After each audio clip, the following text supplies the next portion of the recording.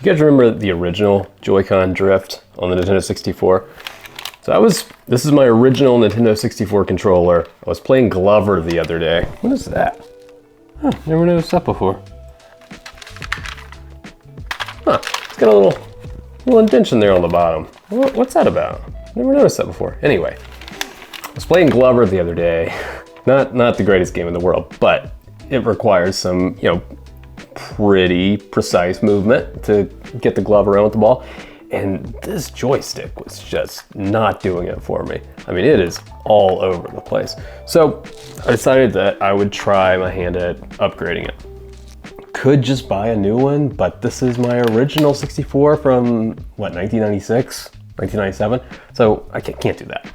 So I bought this 8BitDo Nintendo 64 joystick controller. And the cool thing about this is it has a Hall effect joystick. So in theory, once I change it, I should never have to change it again. But here's the thing, I'm not super handy. I don't know what I'm doing. So if I can do it, you know that you can do it too. All right, let's see how this goes. Okay, so let's take a look at what actually is in the box. So again, 8BitDo joystick controller here. There it is. Okay, so it comes with this little screwdriver, just a little Phillips screwdriver, some instructions, important, and I think this is all just one solid unit. Yep.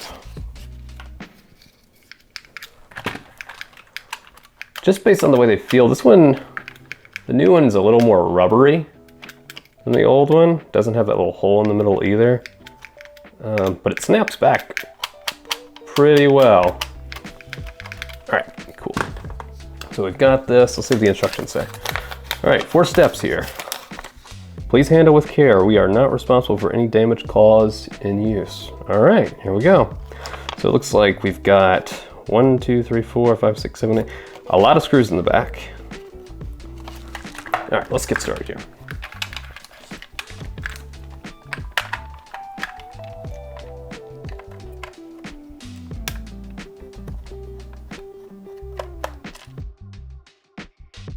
A little concerned about what's going to be in here. Decades worth of dirt, grime. I took pretty good care of my stuff back then, but it's been a long time.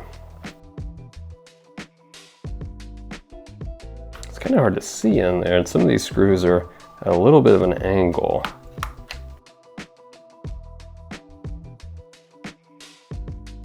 All right.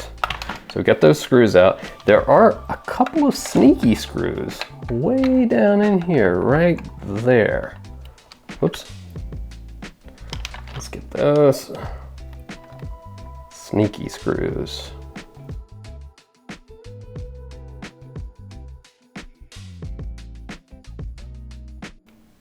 Okay, it's actually not as dirty as I thought it was gonna be. Oh, that's kind of gross. Right, so I read that these little shoulder buttons can come right, they'll come right off. So you just have to be careful about that, not to lose them if you're doing this. Because they just kind of sit there. Huh. Let's see, can I get this with my fingernails? I've got a little watch kit over here I use when I repair watches. It's got this little tool with a flat edge, so see if we can pry this out.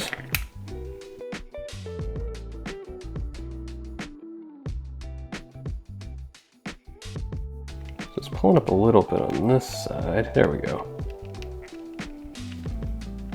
I might be doing this wrong. Let me know in the comments if I'm doing this wrong.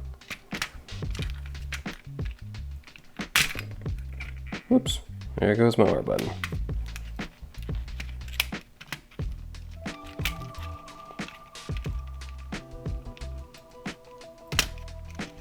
All right, here we go. Yeah, there it goes. There it goes. All right. So this, I think this is just holding there with these. Yeah. And that's the Z button, I guess.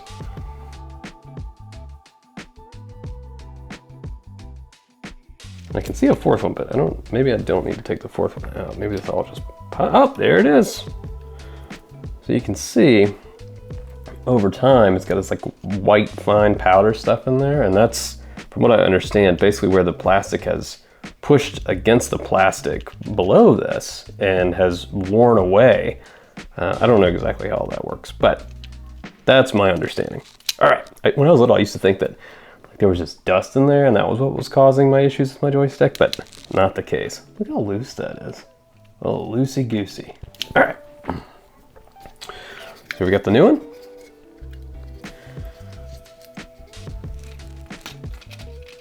And we'll just put it right back in here.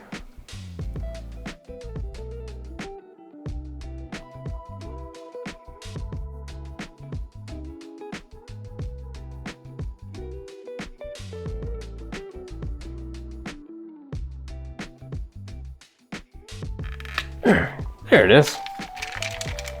And as you can see, I lost both of my shoulder buttons, so hang on. This is the left shoulder button.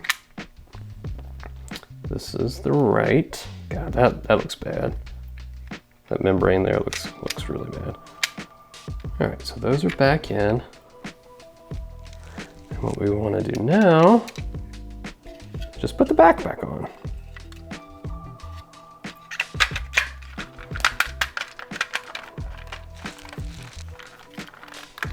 I think everything, whoops. Everything's fitting okay. Don't forget to do these screws on the inside.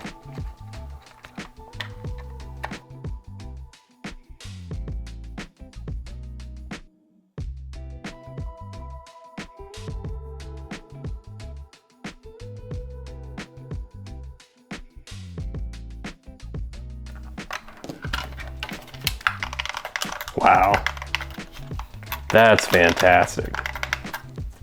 I mean, just compare that, how loosey-goosey this other one was.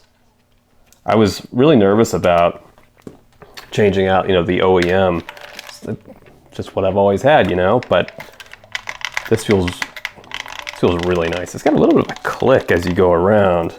Don't remember this one. Yeah, this one was more rounded. This one's got a little bit of a click as you go around that perimeter. Feels really good though. Oh, this one does not push down. There's not a analog button there. Hope you guys enjoyed this little video. It's a lot easier than I expected it to be to update one of these controllers. So if you've got one of these Nintendo 64 controllers sticking around and that lazy joystick is driving you crazy, yeah, pick up a new one. This 8BitDo one, again, it was 8BitDo with a Hall effect joystick. It's pretty cheap. I can't remember exactly how much it was, but it was pretty cheap. I'll leave a link for it in the video description. All right, thanks for watching.